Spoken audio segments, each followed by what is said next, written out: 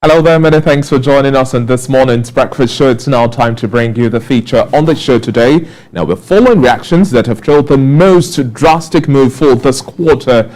The Monetary Policy Committee meeting of the Central Bank of Nigeria has raised the monetary policy rate to 13% from the previous 11.5% benchmark. Now, this fresh move tilts to the earlier narrative analysts had projected of a rate hike of at least 25 to 50 basis points. Now, the governor of the Central Bank of Nigeria, Godwin Emefiele, describes this as the best and compelling move to tackle the most urgent issue of inflation.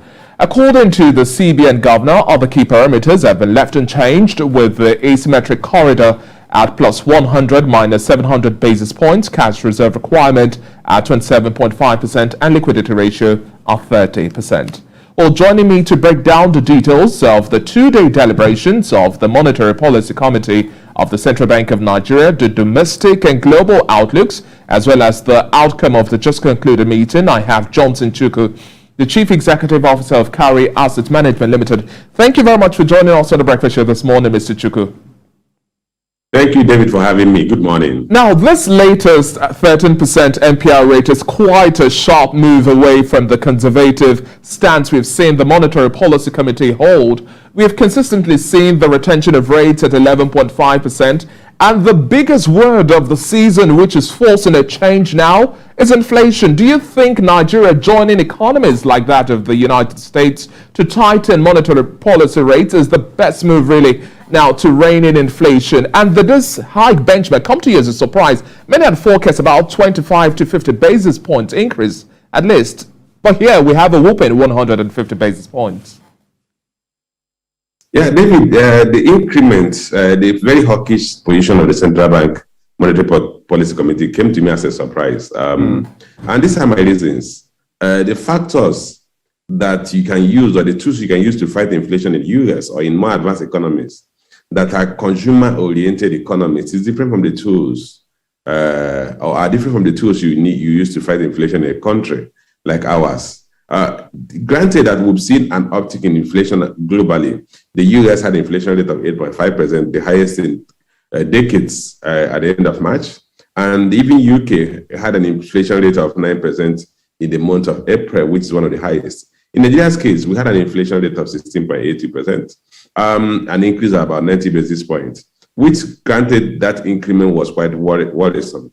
But for the Monetary Policy Committee to now adopt such very drastic hawkish position to increase monetary policy rate by 150 basis points, for me, it came as a surprise. The reasons are this. Nigeria's economic growth has actually been slowing down, or economic recovery has been slowing down. And if you look at those factors that propel the economic recovery we're even witnessing today, they are the sector that will most be severely affected by an increase in the cost of borrowing. Because in Nigeria's case, it's going to be a situation where productive activities will be stymied as a result of increase in cost of borrowing. In other countries, in other Western countries that are consumer-oriented, when you increase monetary policy rate, what you do is to slow down consumption. And that is basically saying that, look, it is either a supply-driven inflation as you have in globally today. So if you slow down consumption, you want to arrive at a new equilibrium between supply and demand.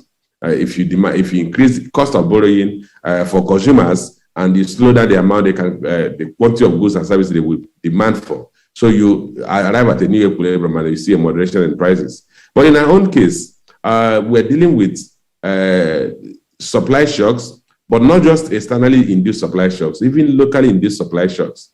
And that is coming from insecurity we have in the northern part of the country that is actually affecting food production. So, and food items are basic necessities. So even if you increase the lending rate, in the first place, Nigerians are not consuming from credit supply. They are not buying their goods and services because they are borrowing money from banks. They are spending their income. So you really can't slow down their consumption by increase the cost of borrowing because they are not borrowing to consume unlike what they have in other countries. And that's why I said I was surprised that we are adopting exactly what Western economies have adopted without looking at the peculiarities of our own environment. And contextualizing the issues here in the country, the pressure of the Russia-Ukraine war from the energy crisis to wheat, among other commodities, and also the volatility in the currency market were part of the table of agenda. The reality remains that we are still dealing with the heightened, lingering issues of COVID-19 and more. What is your take on the Mpc scope of discussions for this month of May, the perspective the committee tackled them from, and then do you see any new twist as we keep our fingers crossed till the next meeting? Really, this is a tough time for the global economy. We cannot say what the next shock or disruption will be. Yeah, the key thing is that the global socio-political environment is in a state of flux. And what do I say? So you really can't predict what will happen further in the war between Ukraine and Russia. We've seen situations where the Western nations Russia has cut down gas supply to some Western economies and has compared those economies to start buying, paying for gas with ruble, which means they will have to buy ruble with dollar. And effectively, the attempt to deny Russia of access to dollar will be frustrated by their position, because they can't exist without. Today, most of those countries cannot effectively operate without gas supply from Russia. Only a day or two ago, the U.S. president threatened that should China invade Taiwan, they will join the war. So as it stands today, we are living with a very volatile and unpredictable global socio-political environment. So you can't say what will happen in the next 2 months. And again, as the war is evolving, supply shocks will continue to be there. You're still going to have a tightness in the supply of refined petroleum products, which has had a major impact in inflationary pressure globally. And in Nigeria's case, even our inflationary pressure is muted, because we are not buying some of the petroleum products at their market prices. For instance, PMS, we still have that heavily subsidized. If that had not been subsidized, today we would have had a much higher inflation rate. Then at the local environment, you are dealing with insecurity in several parts of the country. You are dealing with political spending as a result of upcoming primaries of parties, and then subsequently you're going to have party campaigns. So you're going to see local currency improve in terms of circulation, because many of those who are involved in political activity will be paid stipends to be part of the political process. So you're going to see local consumption of basic items, food items largely, will increase. Clothing, basic human necessity, because that's the level of our consumption, will increase. So without a commensurate supply of food items, you are going to see a situation where food inflation will continue to persist, and possibly core inflation will also move up. So I think on inflationary pressure, we're going to see a lot more domestically induced inflationary pressure, and even the increase in interest rates will not have any effect. Like I said, our consumption is not driven by credit, because we don't have consumer credit in the country. We have less than 1 minute to wrap up this conversation, but this hawkish move now by the Monetary Policy Committee, how much of an extent do you see this also affecting the GDP the GDP figure for the second quarter of the year that would see? We have the first quarter GDP report, that's actually my greatest concern, because if you look at it. Okay, David, can you hear me? Yes, I can hear you loud and clear. How much of an extent do you think this hawkish move by the MPC would have on the GDP forecast will have for the second quarter of the year?